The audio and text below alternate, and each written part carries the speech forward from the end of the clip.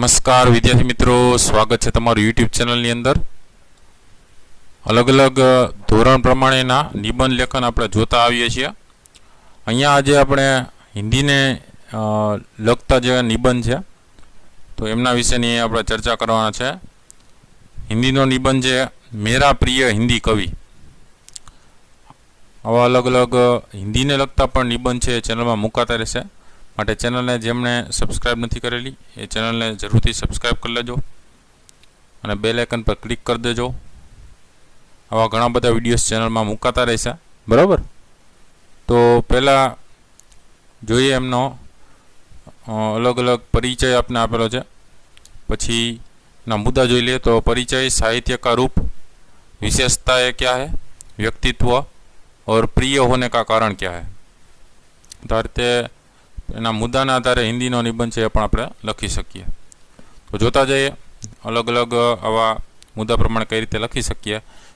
अने बीजा घणा बधा आवा हिंदीने लगता निबंध लेखनमां तमने विडियोज जोवा मळशे। उपर प्लेलिस्टमां जजो हिंदी निबंध लेखन, एमनी अंदर तमने आवा विडियोज छे जोवा मळशे बीजा प्लेलिस्टमां, बराबर। तमारा धोरण प्रमाणे जुदा जुदा विडियोज छे जोता रहेजो। प्लेलिस्ट छे एनी अंदर स्वाध्याय पोथीना स्वाध्यायने लगता मोस्ट टाइम प्रश्न जवाब। અને વિડીયો ગમે તો જરૂરથી લાઈક કરજો અને તમારા મિત્રોને પણ વિડીયો શેર કરજો। तो मेरा प्रिय हिंदी कवि, उसका पहले परिचय देखते हैं। कोई भी कवि है, ठीक है, उसका परिचय होता है। ऐसे ही हिंदी कवि का यहाँ पे परिचय दिया गया है कि हिंदी काव्य साहित्य अत्यंत विशाल एवं समृद्ध है। अनेक कवियों ने अपनी अमृतमयी रचनाओं से हिंदी काव्योद्यान को पुष्पित और पल्लवित किया है। इन अनेक कवि रत्नों में से किसी एक को अपना प्रिय बताना बहुत मुश्किल है।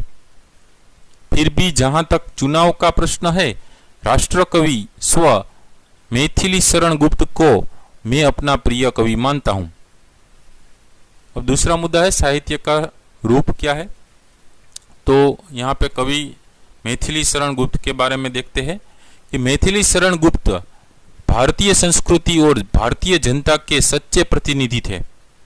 उनका हृदय देशभक्ति से भरा हुआ था। उनका स्वदेश प्रेम उनके साहित्य में स्पष्ट झलकता है।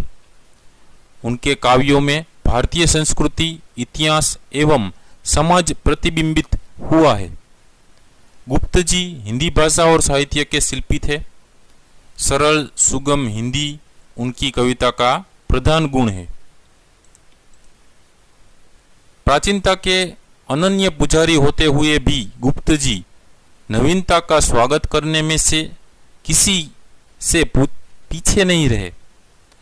भारत भारती में उन्होंने भारत की तत्कालीन दशा का जो मार्मिक चित्र खींचा है, उसमें भारतीयों को देश के प्रति जागृत करना ही उनका उद्देश्य है और उद्देश्य था।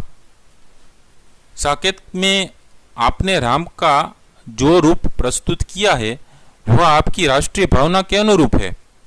इसके अतिरिक्त यशोधरा, जयद्रथ, वध, पंचवटी, नहुस, अनध आदि गुप्त जी की प्रसिद्ध रचनाएं हैं।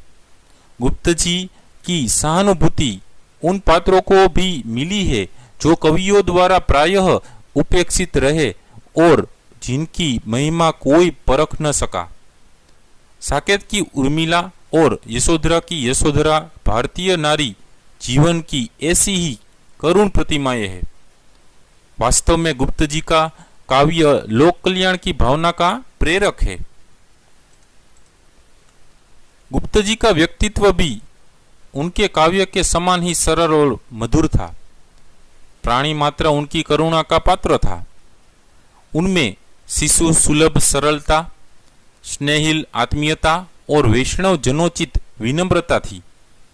यदि उनका हृदय इतना कोमल न होता तो मानव जीवन की इतनी सूक्ष्म और कोमल भावनाओं के चित्रण में उन्हें सफलता कैसे मिलती।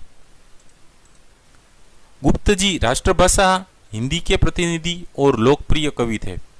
उन्होंने लगभग 60 वर्ष तक लगातार हिंदी साहित्य को संवारा और सजाया और अपने अनेक काव्य रत्नों से साहित्य के भंडार को समृद्ध किया।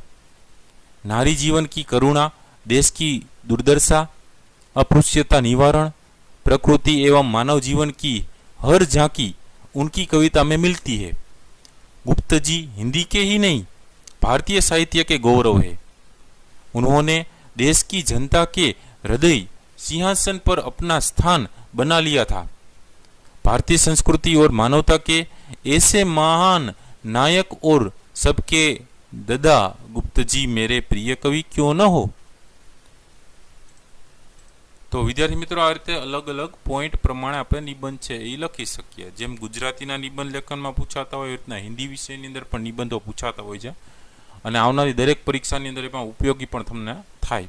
તો આવા ઘણા બધા अलग अलग प्रश्न जवाब सहितना विडियोज है, तमारे जोवा होय तो जोई लेजो। प्लेलिस्टमां जईने बीजा घणा बधा पण छे जेमां आवनारी परीक्षानी तैयारी करता एमां पण उपयोगी थाय।